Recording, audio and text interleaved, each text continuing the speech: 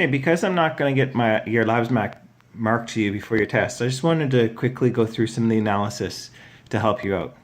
And so what we have here is we have an example like station 4, because that was the one where you had to predict, and most of you are having the greatest difficulty in the analysis. So what I want to do is I just want to quickly go through it. So it tells us that we have a solution that contains either silver or iron, and as our cations, and potentially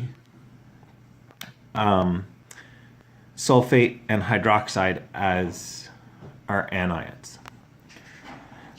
So the first thing we're going to do is we'll make a list of the testing reagents, and we know that my cation can either be silver or iron 2, and my anion is either sulfate or hydroxide.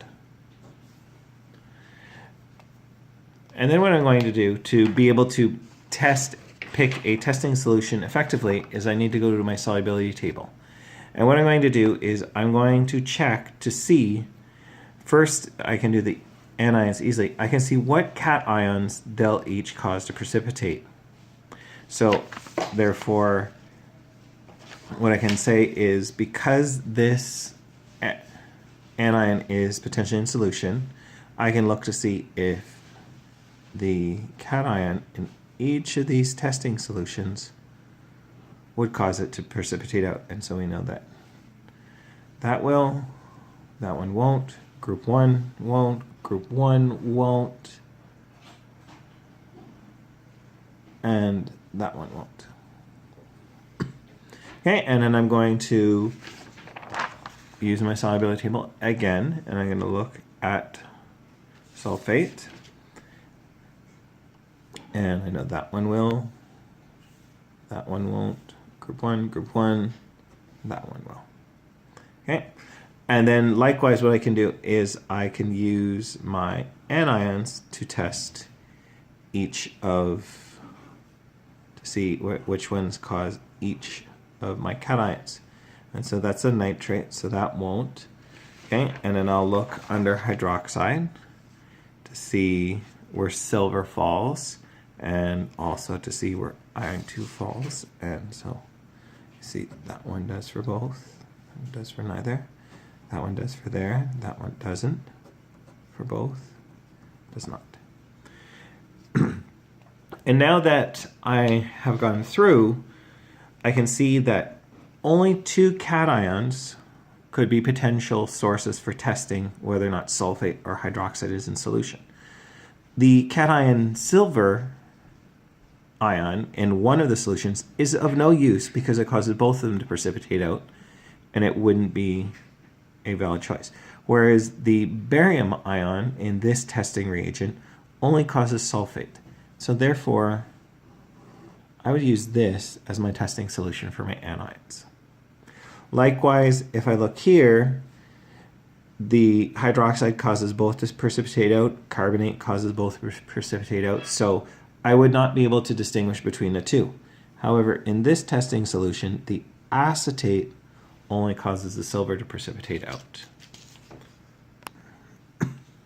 So therefore, now what I will do is I can my testing reagent for my cation. This is what I'm going to test to see whether it's silver or iron, would be my sodium acetate. And my testing solution to see if it's either hydroxide or sulfate would be barium nitrate. Now, the second thing that I would have to do is I could then do a flowchart to show my tests. And so if I was testing the solution to see if it's either iron 2 ion or silver ion in solution, we can do our test, and we've now said that our testing reagent for this is going to be our sodium acetate. And with this, we have our two possibilities. We can have no precipitate, or we can have a precipitate. If there is no precipitate, or sorry, if there is a precipitate, what I can say is silver ions are present in solution.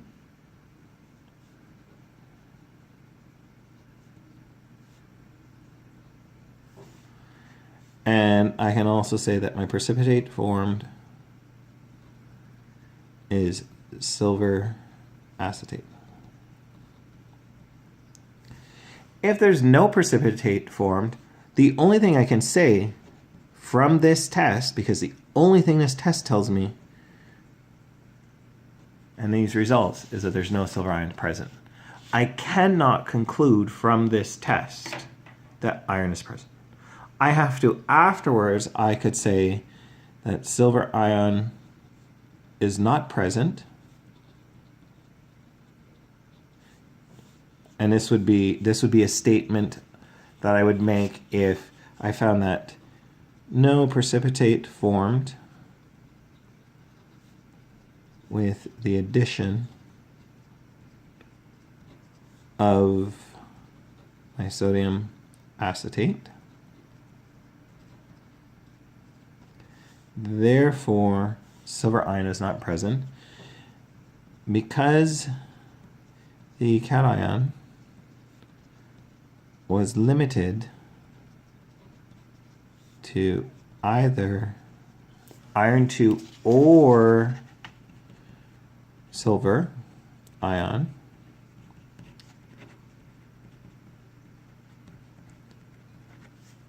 And silver is not present.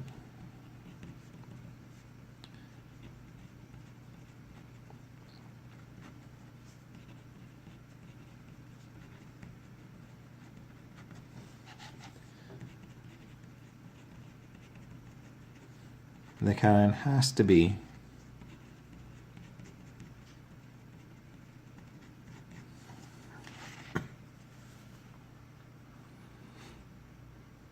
all right. Now, likewise, we can do a similar analysis for our anion. Okay, so likewise, if we want to test for our anion, we have our testing reagent, we have our precipitate, we have no precipitate. Again, our precipitate would tell us that sulfate is present because of barium sulfate. No precipitate, no sulfate present. It doesn't tell us anything about hydroxide. That's our interpretation. So therefore, in this case, I'm going to say I had a precipitate. Because the precipitate formed with the addition of the barium nitrate, the anion has to be sulfate ion because it is the only anion which can possibly form a precipitate of the options present.